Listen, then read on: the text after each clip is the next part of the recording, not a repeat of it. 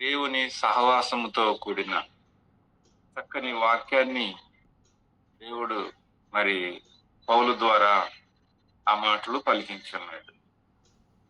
ఇక్కడ ఈ మాటల్లో ముఖ్యంగా కనపడేది ఏంటంటే, నేను శ్రమ పడుతున్నాను అని అన్నాడు. రెండోది దేనికోసము శ్రమ పడుతున్నాడు అంటే, మరి దేవుడు తనకు అప్పగించిన పని పరిచర్య కొరకు అని చెప్పాడు. రెండోది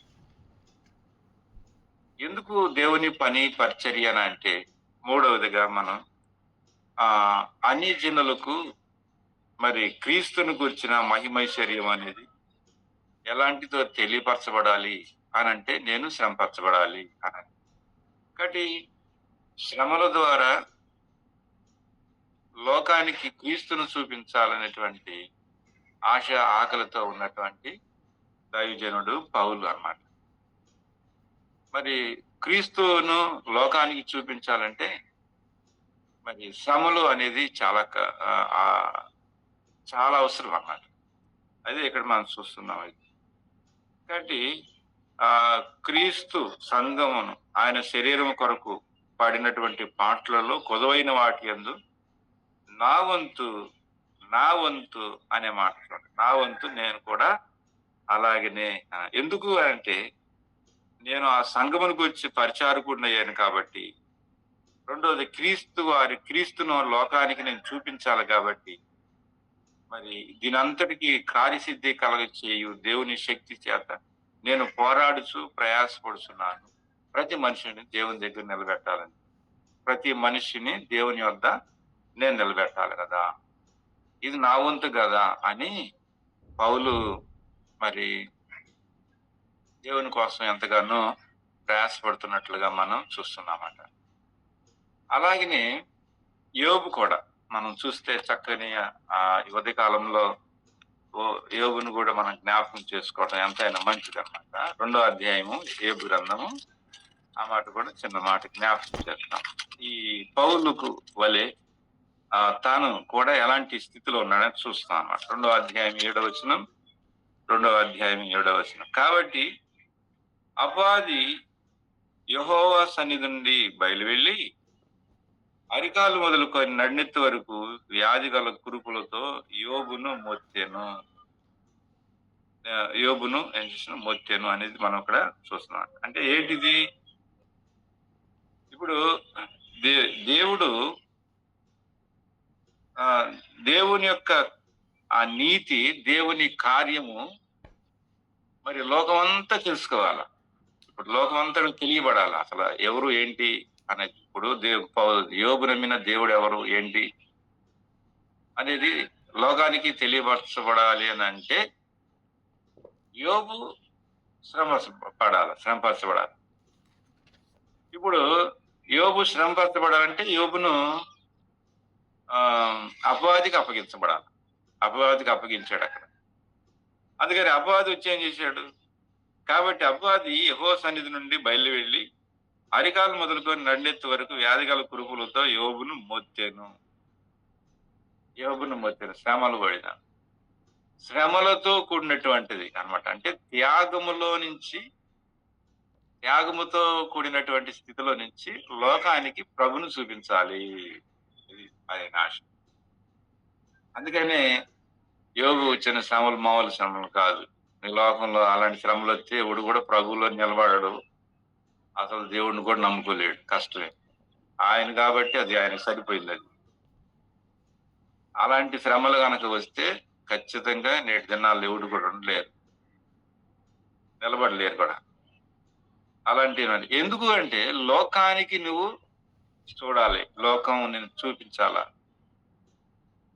ఆ పందెంలో యోబు దేవుడిని గెలిపించాడు. కాబట్టి మనం కూడా లోకానికి దేవుడిని, క్రీస్తుని చూపించాలని అంటే కొన్ని శ్రమలు, కష్టాల్లో కూడా వెళ్ళాలి. త్యాగముతో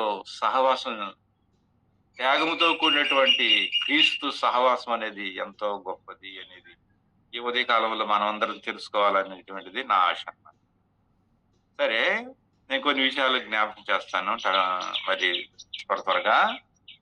గలతీ రాసిన పత్రికలో పౌలు ఏమంటున్నాడు చూద్దాం. గలతీ రాసిన పత్రికలోంచి 2వ అధ్యాయము 20వ వచనం చదువుకుందాం. గలతీ రాసిన పత్రిక 2వ అధ్యాయము 20వ వచనంలో చూడండి అన్నమాట. పౌలు లోకానికి క్రీస్తుతో నేను సహవాసం చేస్తున్నాను అనేది త్యాగపుతో ఉన్న ఆ పరిస్థితిని మనం చూసినట్లయితే, ఎలాగూ లోకానికి తను చూపించాలనుకుంటున్నాడు దేవుడు అని అంటే, గలతీ 2వ అధ్యాయము 20వ వచనం చదువుతున్నాను చూడండి. 2వ అధ్యాయం 20వ వచనం అన్నమాట. నేను క్రీస్తుతో కూడా సిలువ వేయబడి ఉన్నాను, ఇక జీవించువాడును నేను కాను, క్రీస్తే నా యందు జీవించుతున్నాడు.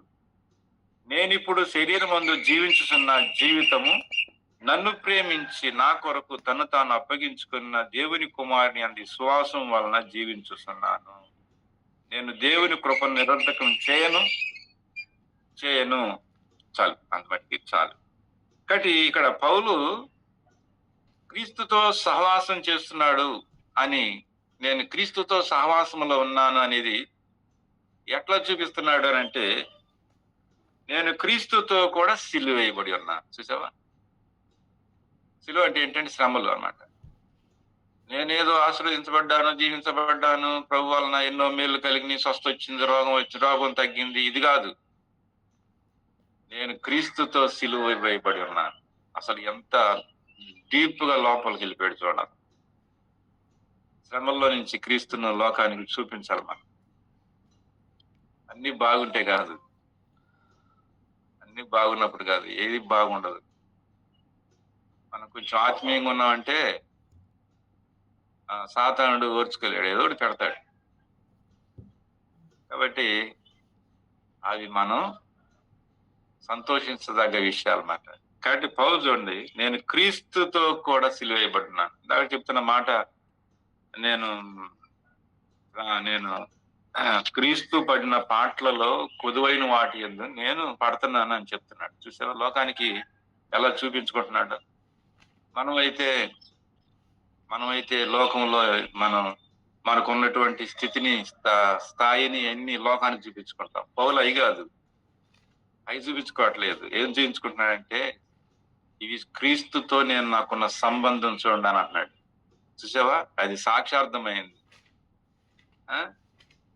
ఇప్పుడు ఎవరైనా కొత్త వాళ్ళు వచ్చారనుకోండి, నేను చూపించుకుంటాం. చూసావా ఇది ఎంత స్థలమో, చూసావా ఎన్ని మైకులు కొన్నామో, చూసావా ఇదిగో ఇది ఎంత ఉందో, ఇది ఉంది, అది ఉంది, ఈగా చూపించేది, ఇదిగా చూపించాల్సింది. క్రీస్తులో నువ్వు పడే కష్టం ఏంటి, అది చూపించు లోకానికి. చాలా మంది మాట్లాడారు, చాలా మంది అద్భుతంగా చేయబడతాం. అందుకనే నేను సిలువ వేయబడ్డాను దేవుని కోసం అన్నాడు. సిలువ మీద ఉన్నాను నేను అన్నాడు. చూసావా, అది కావాలా లోకానికి, దేవుడికి కూడా అదే కావాలా.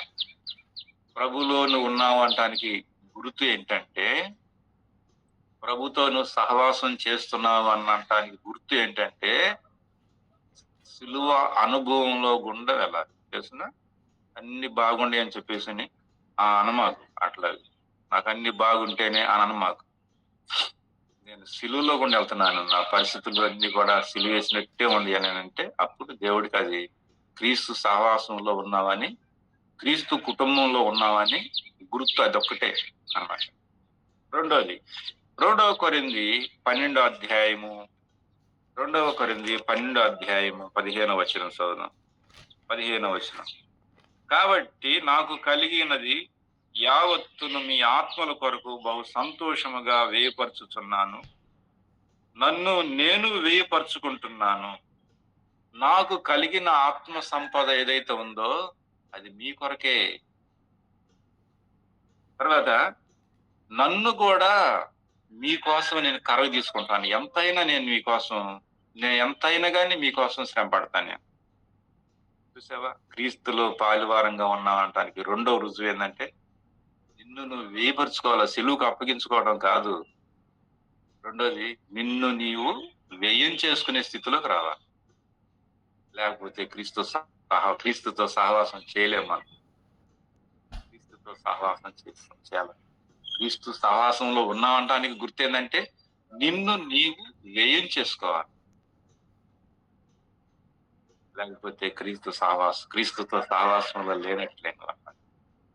మూడోది, కొలస్సీ రాసినటువంటి పత్రిక 1వ అధ్యాయం 24వ వచనం ఇందాక మనం చదివినట్టున్నాం. అది క్రీస్తు కొరకు నేను మళ్ళోసారి చదువుదాం.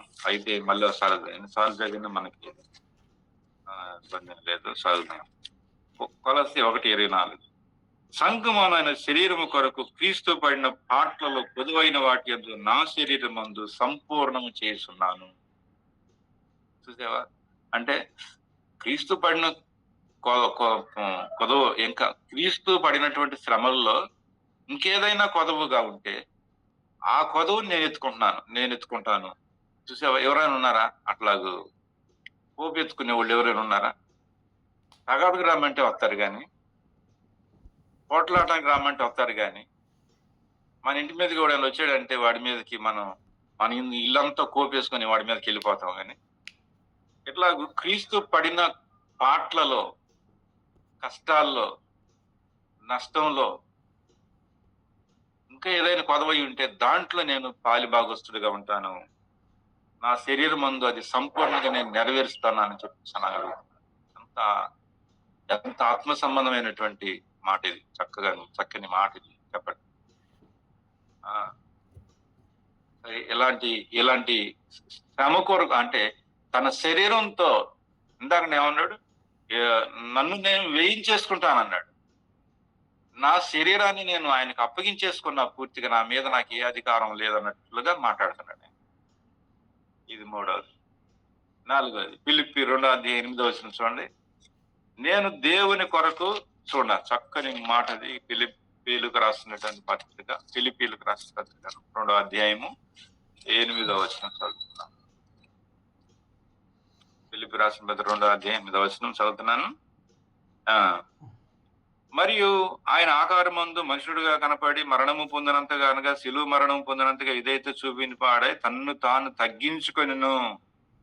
చూడు, శిలువ మరణమును పొందినంతగా విధేయత చూపిన వాడై తన్ను తాను తగ్గించుకొనెను. విధేయత చూపినంతగా, మరణము పొందినంతగా, విధేయత చూపినంతగా వెళ్ళిపోయాడు. కాబట్టి క్రీస్తు ప్రభు మరి శిలువ మరణమును పొందినంతగా విధేయత చూపించిన వాడై తన్ను తాను తగ్గించుకున్నాను. ఆకారమందు కేవలం మనుషుడిగా కనపడ్డాడంతే, కానీ ఆయన మనుషుడిగా కాదు. ఎంత నల్లగొట్టబడ్డాడంటే, ఎంత తగ్గించబడ్డాడంటే అంత తగ్గించుకున్నాడు. ఎవడు తగ్గించుకోలేనంతగా తగ్గించుకున్నాడు యేసుప్రభువు వారు. దేవుని తగ్గింపు ఏంటంటే, ఈ లోకములో మనుషుడు అనేటువంటి వాడు దేంట్లో తగ్గి ఉండకూడదు, ఆయన దాంట్లో కూడా తగ్గి వెళ్ళిపోయాడు. ఆయన వల్లే తగ్గించుకున్న మగాడు ఎవడు లేడు. అంతే, అంత గొప్ప స్థితిలోకి వెళ్ళాడు ఆయన. పౌలు కూడా అంటున్నాడు, నేను కూడా అటు స్థితిలో నేను కూడా ఉన్నాను. నేను తగ్గించుకోవాలి. నేను తగ్గించుకున్నప్పుడే లోకం ప్రభుని చూడగలిగింది. లేకపోతే నేను క్రీస్తులో పాలువాడుగా ఉండలేను. కాబట్టి తగ్గింపు అనేది మనల్ని ఏం చేస్తుందంటే, క్రీస్తుతో పాలివారంగా ఉన్నామంటానికి రుజువు. హెచ్చించుకోవడం పెద్ద లెక్క కాదు అది. హెచ్చించుకోవడం అనేది పెద్ద ఇది కాదు. హెచ్చించుకోవడం కాసేపు పట్టదు, కానీ తగ్గించుకునే విషయంలో లోకానికి చూపించాలంటే చాలా కష్టం అన్నమాట. తగ్గింపు అనేది చాలా అవసరం అన్నమాట. తర్వాత 2వ కొరింథీ 1వ అధ్యాయము 6వ వచనం చదువుదాం. 2వ కొరింథీ 1వ అధ్యాయము 6వ వచనం చదువుతాం. 2వ కొరింథీ 1వ అధ్యాయం 6వ వచనం. నేను శ్రమ పొందినను మీ ఆదరణ కొరకును రక్షణ కొరకును పొందుదును. ఆదరణ పొందినను మీ ఆనందము కొరకే పొందుదును. ఈ ఆదరణ మేము కూడా పొందుచున్నట్టి ఆ శ్రమలను ఓపికతో సహించుచు కార్యసాధకమై ఉన్నది. మీరు శ్రమలలో ఎలాగూ పాలువారి ఉన్నారు, అలాగనే ఆదరణలో కూడా పాలువారై ఉన్నారని ఎరుగుదుము కనుక మిమ్మను గూర్చి మా నిరీక్షణ స్థిరమై ఉన్నది. ఎంత చక్కని మాట ఇక్కడ. మీరు మళ్ళీ చదవండి ఈ మాటలు. చాలా బాగుంటాయి. చక్కని మాటలన్నమాట. ఆ! ఏమంటున్నాడు అనంటే చక్కని మాటలన్నమాట. మేము శ్రమ పొందినను మీ ఆదరణ కొరకే, రక్షణ కొరకు పొందుదుము. మేము ఆదరణ పొందినను మీ ఆదరణ కొరకై పొందుదుము. ఈ ఆదరణ మేము కూడా పొందుచున్నట్టి ఆ శ్రమల ఓపికతో సహించుచు. కాబట్టి ఇక్కడ ఏమన్నాడు? ఇతరులకు శ్రమలలో పాలు పొందుతానంటున్నాడు ఇక్కడ. ఇక్కడ దీని అర్థం బాగా చెబుతున్నా ఏనండి మీకు. పదే పదే చదవండి ఈ మాట. మీకే శ్రమలున్నాయో ఆ శ్రమలలో కూడా మేము పాలు భాగస్తులము. మీకు ఆదరణ లేదా? మేము కూడా మీ వలే ఆదరణ పొందుతున్నాము. మీ ఆదరణే మా ఆదరణ. మీ శ్రమలే మా శ్రమలు. అంటే ఈ ఇతరుల శ్రమలలో పాలు పంచుకుంటున్నాడు పౌలు. చూసావా? మనమైతే ఏమంటామంటే నాకు వచ్చిన శ్రమలు చాలండి, ఇంకా వాళ్ళ శ్రమల్లో పోయి నేనేం దూరేది, మళ్ళా వాళ్ళ కష్టాల్లో పోయి నేనేం దూరేది, నాకు వచ్చిన సరిపోతాడు. ఇక్కడ పౌలు అలాంటి వాడు కాదు. చూడండి వాళ్ళు ఎట్లా రాశాడు. నేను శ్రమ పొందినను మీకు ఆదరణ రావాలా, మీకు రక్షణ కలగాల, మీకు మేలు కలగాల. ఇదేంటి అసలుకి? వాళ్ళ శ్రమలతోటి ఈయనకేం పని? అసలు వాళ్ళ కష్టాలతోటి ఈయనకేం పని? వాళ్ళ రక్షణతో ఈయనకేం పని? కాబట్టి చూడండి, కాబట్టి మనం వాళ్ళ ప్రజలను దృష్టిలో పెట్టుకొని వాళ్ళ కోసం మనం జీవించాలి, కానీ మన కోసం మనం జీవించకూడదు. లేకపోతే క్రీస్తులో పాలువారుగా ఉండాలని చాలా కష్టం అన్నమాట. క్రీస్తులో పాలువారు భాగస్తులుగా ఉండాలంటే, క్రీస్తు శ్రమలలో త్యాగపూరితమైనటువంటి ఈ యొక్క క్రీస్తుతో సహవాసంలో మనం ఉండాలంటే, ఇతరుల కోసం మనం ఇతరుల యొక్క వాళ్ళ కష్టాల్లో పాలి భాగస్తులుగా ఉండటం అనేది నేర్చుకోవాలి. అట్లా ఉంటే నువ్వు క్రీస్తుతో సహవాసంలో ఉన్నటువంటి లెక్క అన్నమాట. కాబట్టి వారి కొరకు నేను ఏదైనా పొందుతాను, ఎంత కష్టమైనా నేర్చుకుంటాను అనే మాట ఇది. కాబట్టి ఇలా ఉన్నావా? మనం కనీసం ప్రార్థన చేయటానికి కూడా మనం కొన్ని సందర్భాల్లో సందేహపడుతుంటాం కదా. కష్టంగా ఉంటది కదా, అది ఇబ్బందిగా ఉంటుంది. వాళ్ళతో నేను ప్రార్థన ఏంటి? చాలాసార్లు మనం అనుకుంటుంటాం, వాళ్ళ ప్రార్థనతో మనకేం పని, వాళ్ళ కష్టాలతో మనకేం పని, వాళ్ళ యొక్క పరిస్థితుల్లో మనకేం పని అనుకుంటున్నాం. అట్లా అనుకునేది క్రీస్తు సహవాసంలో నువ్వు లేవన్నటువంటిది గుర్తుపెట్టుకో అన్నమాట. 1 పేతురు 2వ అధ్యాయం 20వ వచనం చదువుదాం. 1 పేతురు 2వ అధ్యాయము 20వ వచనం చదువుతున్నాను, చూడండి.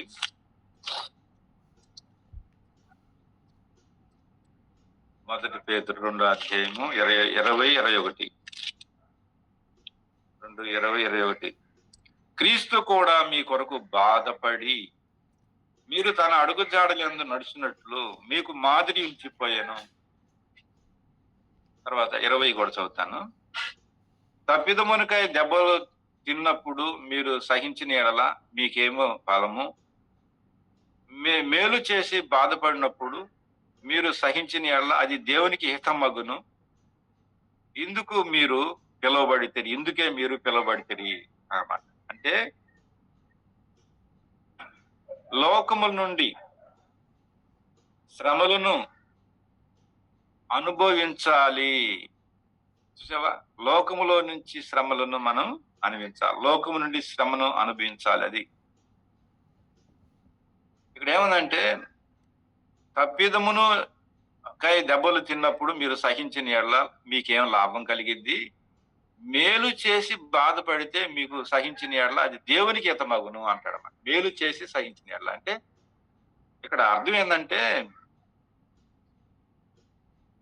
శ్రమలు కష్టాలు అనేవి లోకానుసారంగా కాదు, ఆత్మీయంగా మీరు పడండి. ఇక్కడ శ్రమ పడొద్దని కాదు, శ్రమ పడాలి. ఇక్కడ ఎట్లా పడాలి? లోక సంబంధంగా కాదు, నీతి యథార్థంగా, నమ్మకంగా పడాల. ఈ రోజు చాలా మంది శ్రమలన్నీ ఎలా ఉన్నాయంటే, ఈజీగా ఉన్నాయి శ్రమలు. ఆత్మీయంగా లేవు. దేవునికి హితమగునట్లుగా లేవు శ్రమలు ఈ రోజున. చెప్పండి, ఎక్కడైనా సరే సంఘంలో గాని, విశ్వాసుల్లో గాని, దేవునికి హితమగు శ్రమలు ఎవరిలోనైనా ఉన్నాయా? లేవు ఈ రోజున.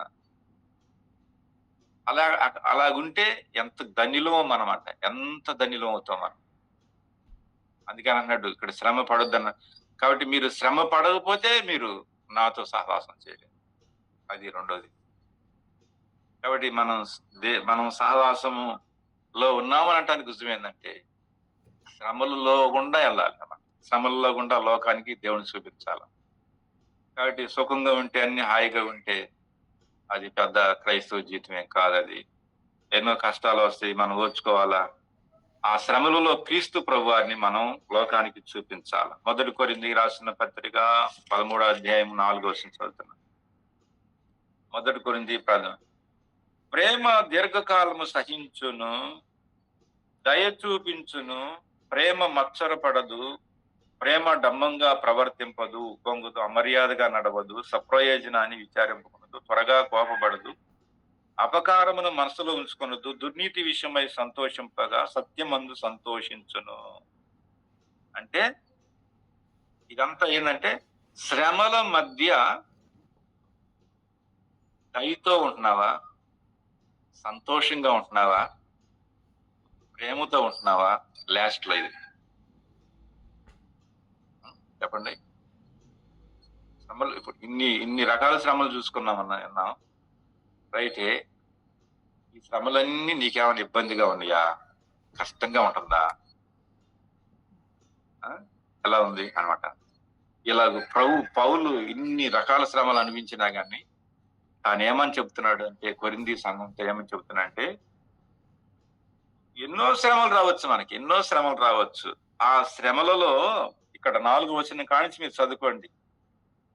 ఆ శ్రమలలో సహిస్తున్నావా, మత్సరపడుతున్నావా, ప్రేమగా ఉంటున్నావా, ఉప్పొంగుతున్నావా, అమర్యాదగా ఉంటున్నావా, స్వప్రయోజనాన్ని విచారించుకుంటున్నావా, కోపడుతున్నావా, దుర్నీతి విషయంలో సంతోషంగా సత్యమందు సంతోషిస్తున్నావా?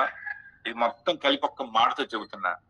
శ్రమలలో సంతోషంగా ఉన్నావా?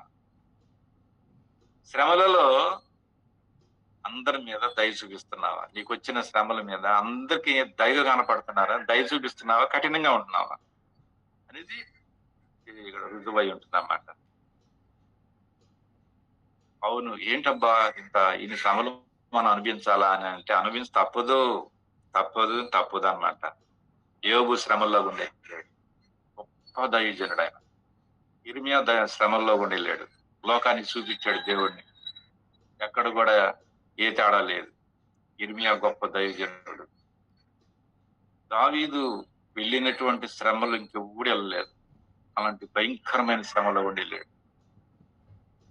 కలుసుకోండి, అసలు తన కుటుంబంలోని కానీ సమాజంలో కానీ పరిస్థితులన్నిట్లో కానీ దేంట్లోనే కానీ చూడండి ఎన్ని పరిస్థితులు. ఈ లోకంలో ఎవడు కూడా అలాంటి పరిస్థితుల్లోకి వెళ్ళలేదు. 10 మంది భార్యలు కూడా చెరపబడితే కుమారుడి చేత, ఇది లోకంలో అసలు ఎవడు అలాంటి పరిస్థితుల్లో కూడా ఎవడు వెళ్ళలేదండి. అసలుకి ఎవడు వెళ్ళనటువంటి శ్రమలో గుండి వెళ్ళాడు దావీదు తెలిసిన. తర్వాత హన్న తాను పొందిన శ్రమ మనందరికి తెలుసు.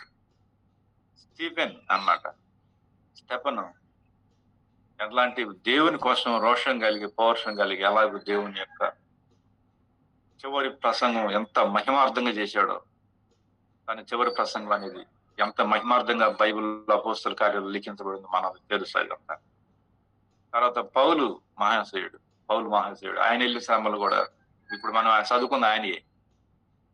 కాబట్టి ఆయన ఎలాంటి శ్రమలో కూడా వెళ్ళమాట. లాస్ట్ లో క్రీస్తు ప్రభు ఆయన వెళ్ళినటువంటి శ్రమలు మామూలుగా వెళ్ళలేదన్నమాట. కాబట్టి ఇలాంటి శ్రమలో కూడా వెళ్ళినటువంటి వారు అనమాట. లాస్ట్ లో నేను ఏం చెప్పదలుచుకున్నా అంటే, శ్రమల్లో గుండా కనుక ఇలాగ దేవుని చిత్తానికి అప్పగించుకొని ప్రభు శ్రమలో గుండా వెళ్తే, ఒకటి దేవుని చిత్తంలో ఉంటామండి. రెండోది దేవుడు వారి యొద్ద సమీపంగా ఉంటాడు. మూడోది వారిని ఉజ్జీవింపజేస్తాడు ప్రభు వారిని ఉజ్జీవింపజేస్తాడు. నాలుగోది ఆయన దృష్టి మనసు వారి మీదే ఉంటది, దేవుని మనసంతా. ఐదోది ఆయనకి ఇష్టమైనటువంటిది బలది. శ్రమ అనేటువంటిది ఆయనకి ఇష్టమైనటువంటి బలి. తర్వాత మరి ఆ చివరిగా నేను చెప్పాలనుకుంటుంది ఏంటంటే, దేవుడు అతి సమీపంగా ఉంటాడు ప్రభు. ఎంత సమీపంగా వస్తాడంటే దేవుడు, అంత సమీపంగా ప్రభు మనకుంటాడు, మనల్ని బలపరచడానికి, ధైర్యపరచడానికి. కాబట్టి అట్టి కృపలు మనకి దేవుడు దయచేయను గాక. అలాంటి శ్రమల్లో గుండా క్రీస్తుని ప్రభువును లోకానికి చూపించినప్పుడు దేవుడి ఆశీర్వాదమును దేవుడు మనకి అనుగ్రహించును గాక. ప్రైజ్ లార్డ్ అందరికీ. Praise Lord. Thank you. Praise lord.